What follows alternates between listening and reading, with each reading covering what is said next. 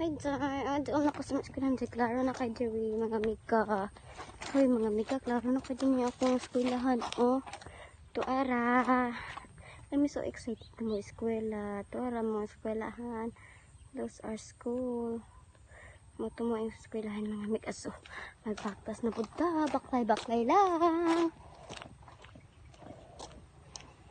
Baklay-baklay lang. Aling kapita. Malag init, basta makahuman nag-eskwela.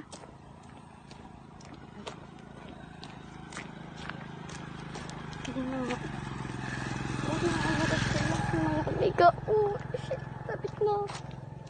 Ay, nag-comment sa ako. Ay, wala nag-comment pero nag-story ako. Ano daw, sa limon daw ko ng eskwela, nga taga-pasag man daw ko. Nga doon man daw basag ka sa salmon. Hindi ako trabaho ako mamags kung teacher. Kender, oh. Pero na po siya kauban, no? Kapag ako si Tito na din ko sa basag ng eskwela. Basag or taligaman. Basta. Yes, kay. Diha mga ganito na ni Agi akong kuya. Akong mga, ako isuon. Diha tanan si kuya, si ate, si kuya Biboy, si kuan. Ako.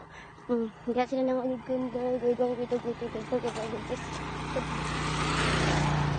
Sa basag naman sila na grade 7. Kaya wala naman grade 7. Di, grade 6 naman tama. Pero doon naman po din pagkasin niya. Dili man lapok. Kaysa una lapok kayo ni uy. Gabi na ba may makauling mama. Kasi mama napay trabaho on. Haglok kay kwatong ni Agi kayo. Ngit-ngit kayo niya. Lapok pagit kayo. Yes, ngit-ngit kayo do. Tingin kay kahoy.